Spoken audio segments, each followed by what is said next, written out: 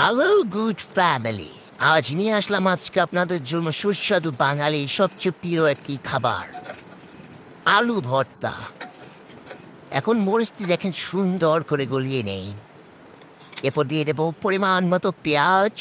পেঁয়াজ দিয়ে সুন্দরভাবে মাখামাখি করে নেব। এই আলু ভর্তা কে কে খেয়েছেন গাই? সরষের তেলটি দেখতে পাচ্ছেন কত সুন্দর লাগছে। এখন একটু মাখো মাখো করে নিই। এই রেসিপিটা অবশ্যই ট্রাই করবেন, যেই দেখুন না কেন।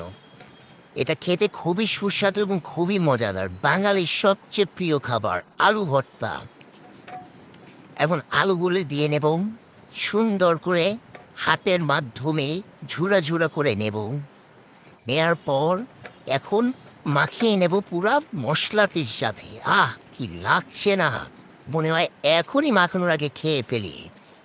সো গাইস, এই ভিডিওটি যদি আপনাদের ভালো লেগে থাকে অবশ্যই শেয়ার সাবস্ক্রাইব করবেন এবং লাইক কমেন্ট দেবেন। আর এরকম ভিডিও পেতে হলে অবশ্যই নোটিফিকেশন বাটনটি টিপে যান।